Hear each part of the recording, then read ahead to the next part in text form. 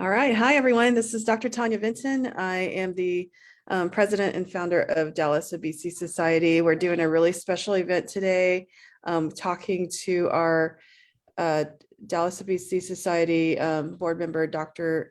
Julie Pittman, about physical activity. So just to let you guys know a little bit about Dr. Pittman. She is a Harvard-trained private practice psychiatrist in Arlington, Texas, offering specialty outpatient psychiatric care, addiction medicine, and weight management to the patients in the Dallas-Fort Worth area and throughout Texas. She is board certified in psychiatry and addiction psychiatry. Dr. Pittman has extensive expertise in treating a broad range of mental health and substance use disorders. She's also the owner of Pittman Psychiatry and Recovery, where she works closely with patients ages 18 up to diagnose, treat, and manage the symptoms of depression, anxiety, and other psychiatric illnesses, addiction, relapse, medical detox, and additional conditions. As the diplomat of the American Board of Obesity Medicine, Dr. Pittman also guides patients in making healthy lifestyle changes based on proper nutrition, exercise, medication, and behavioral therapy. Her down-to-earth nature and authenticity are evident in her honest and grounded approach to care. She became certified to teach Les Mills body pump in October of 2018, at which time she started as a group instructor at 24 Hour Fitness. She further honed her skill by taking the Les Mills Advanced Instructor Training in June of 2019, and actually won the Instructor of the Month award at 24 Hour Fitness in November of 2019. She started teaching at the local YMCA in July of 2020, and she also participates in Camp Gladiator for her personal fitness, and doing the Camp Gladiator Games competition, both as an individual in 2019 and as with the team in 2020 and 2021. Her team advanced to the invitation-only CG Games finals in 2020 and 2021. Additionally, she enjoys competing in high rocks competitions and has started running Spartan races for fun. So Dr. Pittman clearly takes physical activity to the next level, and we're really excited to have her today to talk about physical activity. So Dr. Pittman, thank you for being with us today. Thank you for definitely. To kind of start off our discussion today, increasing physical activity is a really vital component to a patient's weight loss journey. Additionally, we know that improvements in cardiovascular health and mood really come with routine exercise.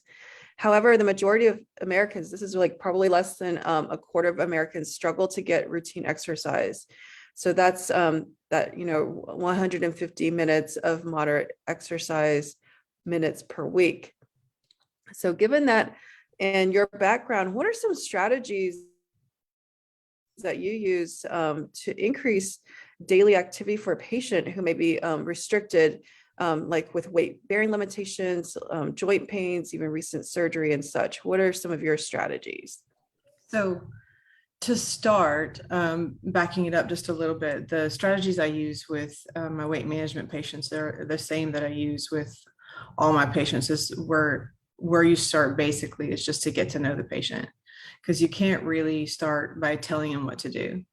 What you have to start is building relationships, because they don't really care how much you know until they know how much you care. So in reality, you have to get straight about what their goals and motivations are. If they don't want to exercise, you're not going to convince them to exercise.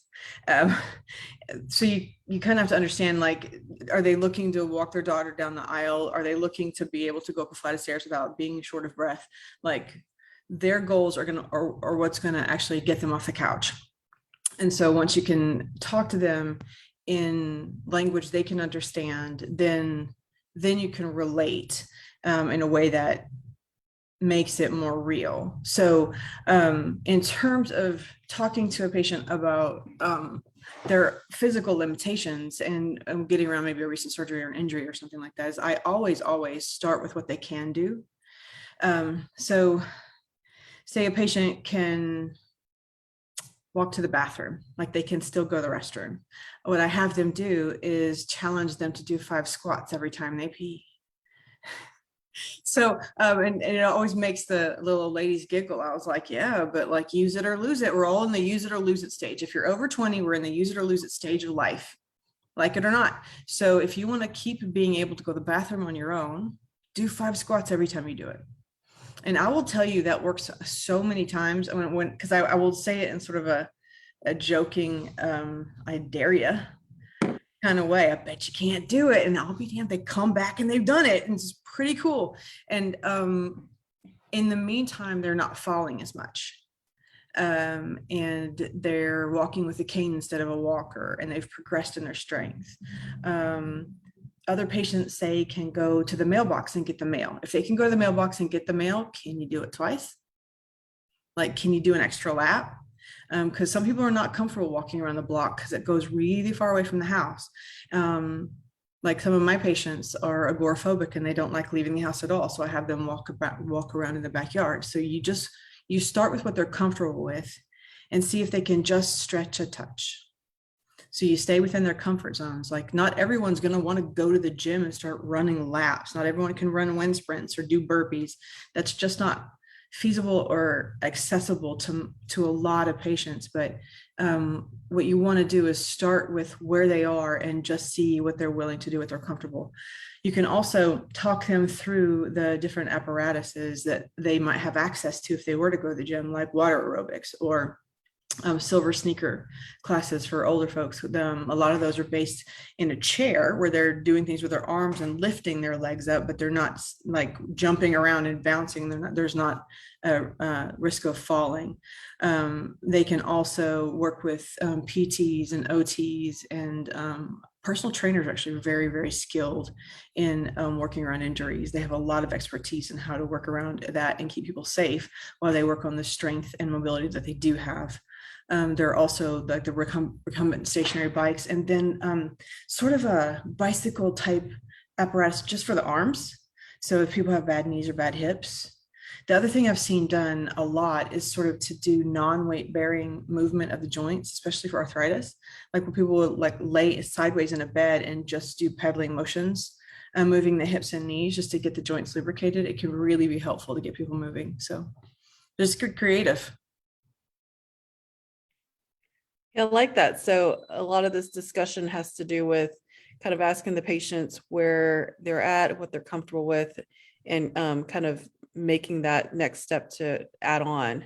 So those are all great things. I'll say, I guess one other thing I usually kind of add on with my patients is I love home videos, doing videos at home, whether they're on YouTube or whatnot. Those are great. They're free. You can do them anytime and very, very accessible. And from there, you can always move to going to the gym or doing group exercise. I think a lot of the time people are very also intimidated with the idea Yes. about going somewhere to exercise and perhaps feeling like they're going to be judged for how they appear or, their ability or lack of ability to exercise. So being able to comfortably and safely do things at home is a great option. Yeah, I had a patient tell me that she was going back to the gym and she fell off the treadmill and just conked her head. And I was like, oh, we all have one of those stories. And she was like, you do? And I was like, oh, if you spend any time exercising, you've done something boneheaded. It's a whole vibe. We all do it. And so I was telling her all the stories of all the things that all of us have done. And she was like, oh, I was like, yeah, it's the thing. But people are so worried about looking dumb. I mean, but looking dumb is part of it. It's part of life. Like participate. You're gonna look like an idiot. It's going to be great. Welcome. Come on.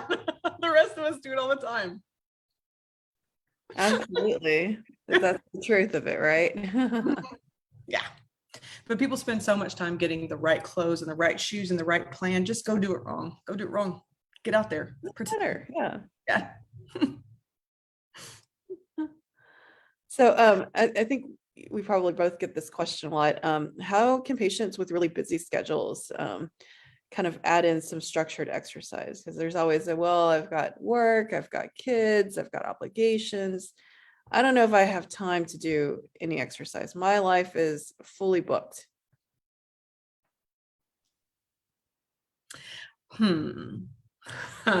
So my answer to this is moderately savage. So what I tell people is that people who say this to themselves are lying to themselves about their commitment. They're not committed to exercising. They're not. They want to say they're committed to exercising, but actually do whatever it is they want to do instead. Because everyone on earth has the same number of seconds as every other person on earth. No joke.